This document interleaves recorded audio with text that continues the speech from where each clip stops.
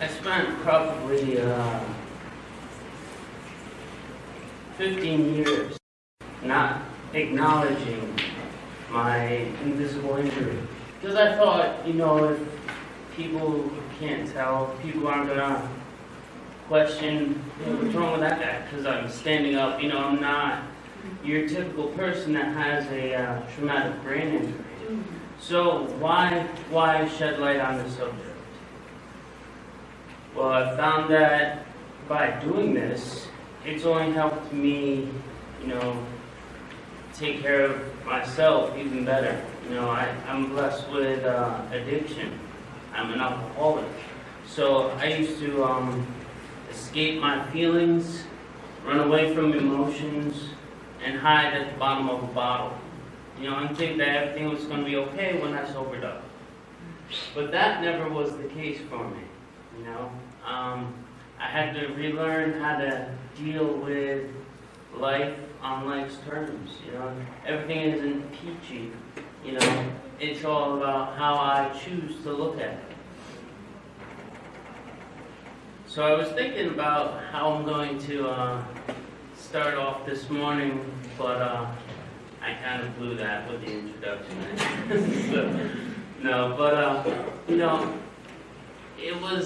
It was quiet. I woke up not knowing where I was, just in silence. Seeing my loved ones, my family would surround me, and at times they'd be there. I thought that I was in the belly of a ship. Weird, but I could hear foghorns of ships outside. So I was like putting two and two together, and they got me on a ship.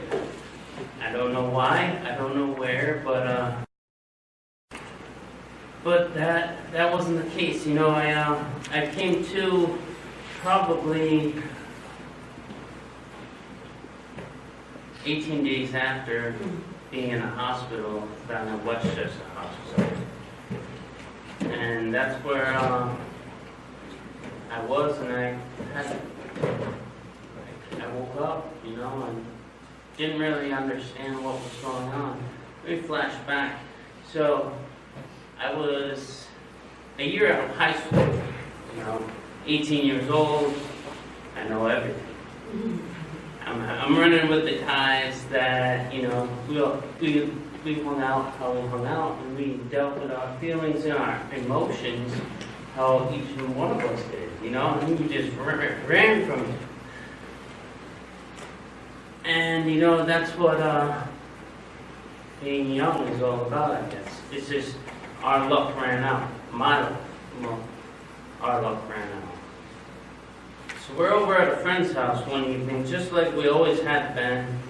And I had gotten started earlier in the day, so in the evening at this gentleman's apartment, we were asked to leave, because we were being a little too rowdy. He didn't want to draw attention. God forbid somebody comes down to his apartment and says, "Hey, what's going on in here?" Didn't want to draw attention, so we were asked to leave. As we're leaving the apartment complex, we just started to pull out, and a third person came up, just an acquaintance of mine, a friend of the driver's, and he said, "Hey, where are you guys going?" Because he's standing on the window. "Where are you guys going? You think I could get in with you? Get a ride over to a Beacon?" And the driver said, "Sure, no problem." I looked at the driver and said, "All right, I'll get in the back, give this guy a shotgun," because that's what these guys did, the guys that I ran with. But older people sit in the front, just like, "Ooh, we're real respectful. Like, these are the guys you gotta show respect to." So the driver puts his arm on mine and he says, "Eddie, you're all right. Just stay right there. Stay where you are. Let him get into the back." It was a year 2004 Mustang GT, so it was kind of cramped sitting, and I was thankful that I didn't have to move. So we made our way onto 84, and as we're approaching the Newburgh Beacon Bridge, the driver started to swerve. You know, and we just kind of clipped into a tractor trailer. You know, a car that size and a tractor trailer didn't really phase the tractor trailer, but it was enough to instill fear into the driver. And he must have just hit the gas and said, "I'm out of here, I don't want to deal with anything." Meaning the cops are exchanging papers with this truck driver. So the last thing that I can recall from that evening was being leaned back in my seat and just seeing the rafters of the bridge go by, you know, lit up under the dark sky, and then it fades to black.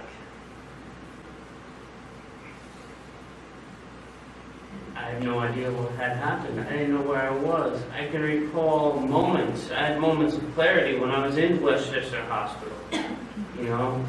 And one of those memories, you know, was my family there around me by my side. Somebody was wiping at a straw with a sponge because I couldn't drink. I couldn't eat food. I didn't know why. But somebody was rubbing my mouth with a wet sponge cube.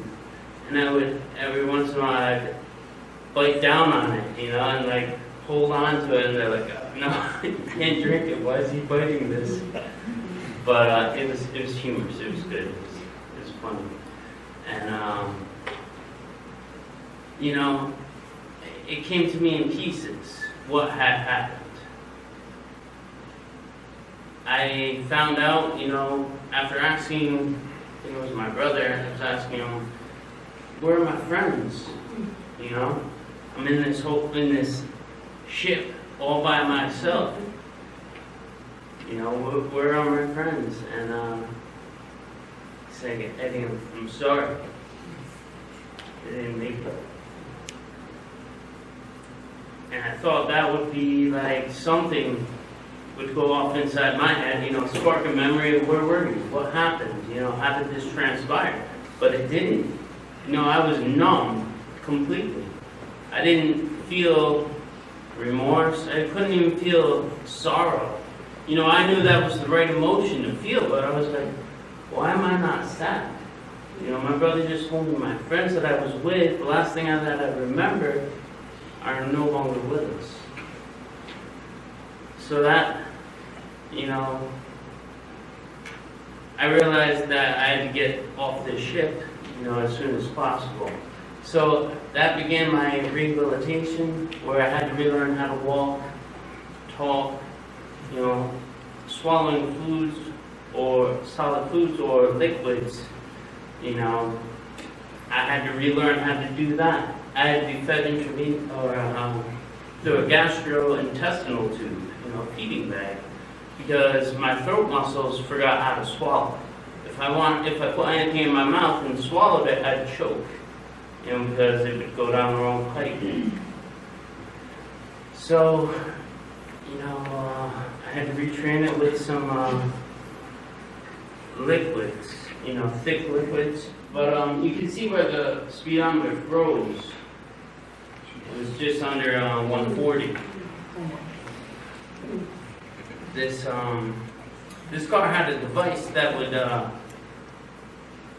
freeze the speedometer at high-speed accident, you know, just so the police would be able to do a diagnostic report. And at that speed, it probably took us 4.5 seconds to cross the span of the Newburgh-Beacon Bridge, you know, and that 2 in the morning, so that was the time of the crash. That was my seat, you know, it was like I had somebody definitely watching over me, you know, I had the presence of someone with me at all times. You know,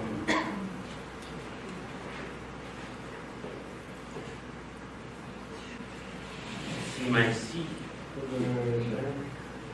The headrest is still on it. But see this, you know, this set me up for the next chapter in my life, You know,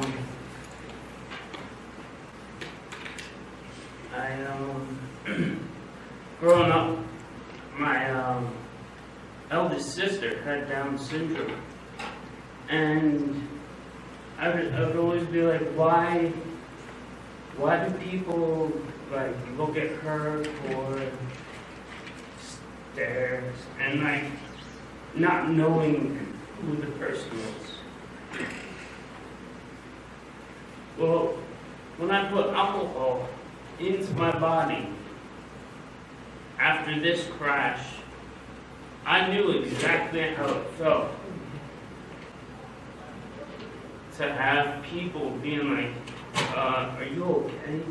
Do you need help, or is everything all right? You know, when I was doing this to myself, my sister, God bless her, was born this way. But, you know, it's kind of given me that strength, that ability to rise above it. And, you know, understand that traumatic brain injury as a label is not going to define the person that I am or the person that I can become. So, it took a while. It took 15 years for me to be able to acknowledge my invisible injury. You know, to be able to stand up and talk to a room of individuals that, you know, I don't know, you know, and just let my shield down and, you know, make myself vulnerable. But it's only helped me in my recovery. And it's done amazing things for me. My ability to help others, you know, my ability to relate to other individuals has gotten so great, so much. I'm able to do it better, you know. And there are minor hiccups, you know. I'll lose words, or I'll say the wrong word in a sentence, and it's just like I can't get down on myself. I can't allow that to affect me, or, you know, I can't allow that to hold me back. And you know, I just have to be able to continually carry my message.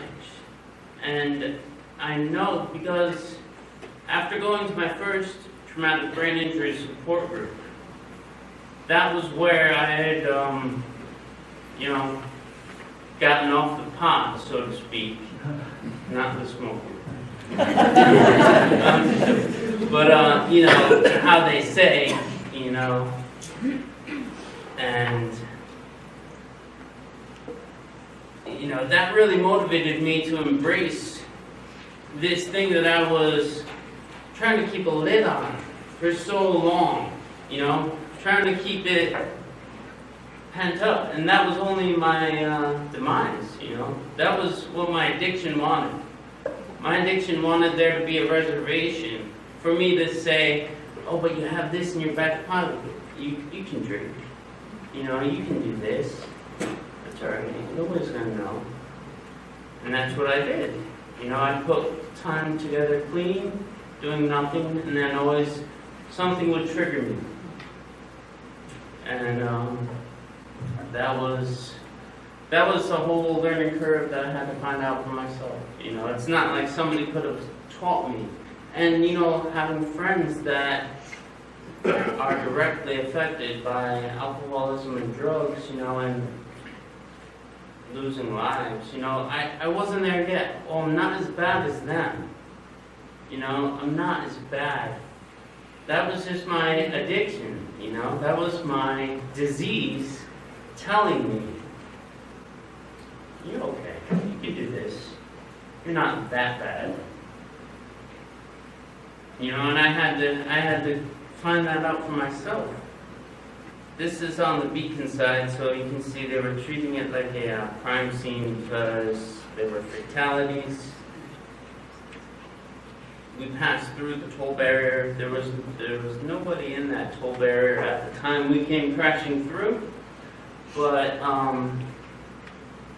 just the aftermath of it was something so much that anyone that was involved with it or had to have witnessed it, or even just people passing by it, say they've never seen something like that, as horrible as that. So, why am I doing this today? Why am I speaking about this? Don't you want to, keep some things to yourself? Or, that's what I had gotten at first, but I realized that was only hurting me, I had to sit with it. I had this, reservation that was going to allow me to drink or do substances. This was something that I needed to figure out and get rid of. So that's why I speak about it. But today I speak on the state level and also the national level. I'm an advocate for traumatic brain injury awareness, and support for other individuals. I go up to the New York State Assembly and speak about making more benefits available for people. Because I might not need extra services. I'm so grateful that I can drive, People that other individuals that do have traumatic brain injuries, are far more dependent on services. And I can recognize that. I'm just so thankful that I didn't need that. But if I did need it, it would be there for me. So what I do is I speak to everybody now, because you never know who you're going to reach or who has been affected by this, and they don't know the power that acknowledging one's injury, they don't understand what that can do for recovery or rehabilitation. It's done wonders for me, and I just would like to share that, with other individuals that may be struggling. But I've done amazing things. I went down to Washington, D.C. to raise support and advocate for the Comprehensive Addiction Recovery Act, CARA, which is getting wonderful support from the Senate, and I believe they're bringing it to the House of Representatives today for a Senate hearing. But see, now I can use what's been freely given to me. I can use it for good purpose. I can use it to help other individuals out. That's what it's all about. You never know when you say something, who it's going to affect, or how it's going to impact individuals. My message that I carry today isn't as much about just driving under the influence. I've been there and done that, and I can always reflect upon that, and that's how my crash transpired.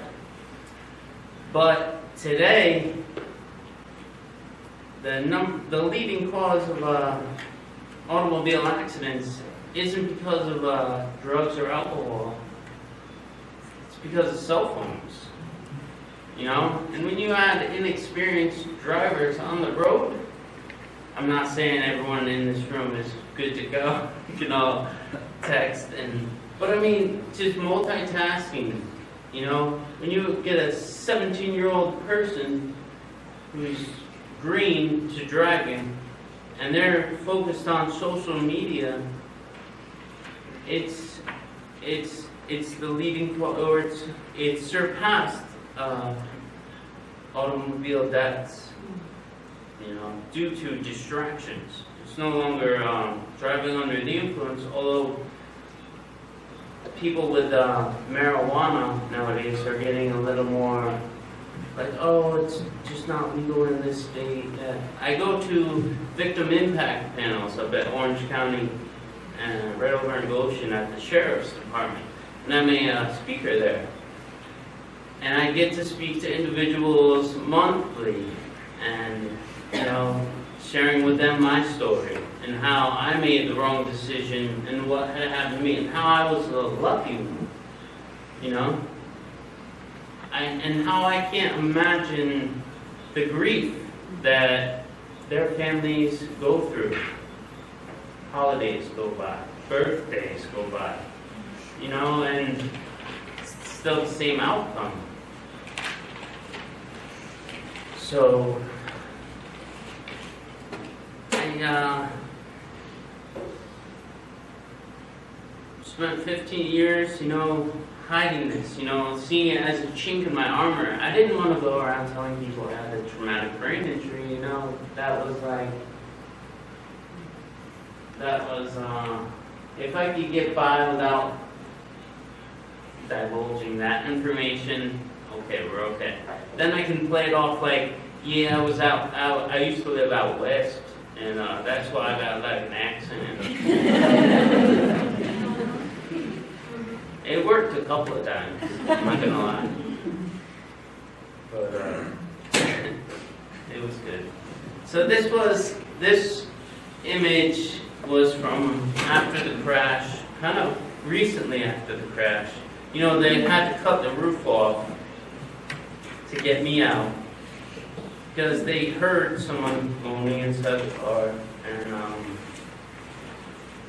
the roof was smushed down so much. It's a good thing I was leaning back pretty far in my seat, reclining.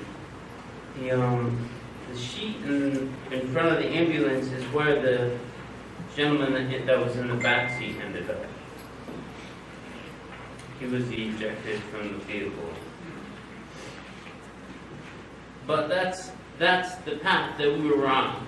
We were on self-destruct mode, because we didn't know how to deal with our feelings or emotions, good or bad.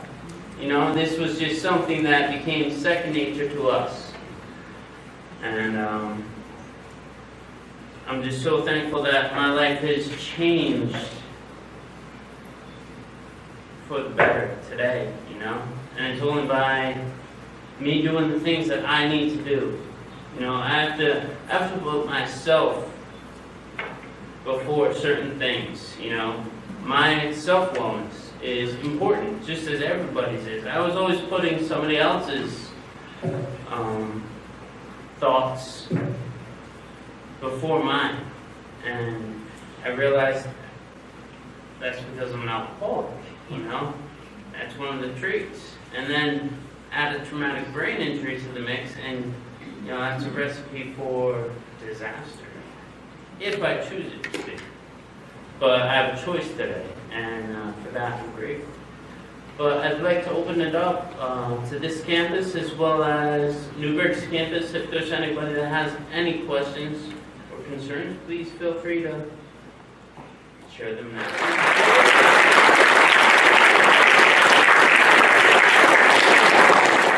It was an inspiration to see his lecture. Somebody who's come from a TBI and recovered and is a recovering alcoholic, to hear his story, to see the pictures of the crash that he was involved in, and to hear the recovery that he's made and continues to put out there for people to understand the dangers of addiction, the dangers of distracted driving, peer pressure, and the things that can come from that, and then the long climb back, and to go out there and to just tell his story. Hopefully it makes a difference on others as it made an impact on watching him and hearing his words.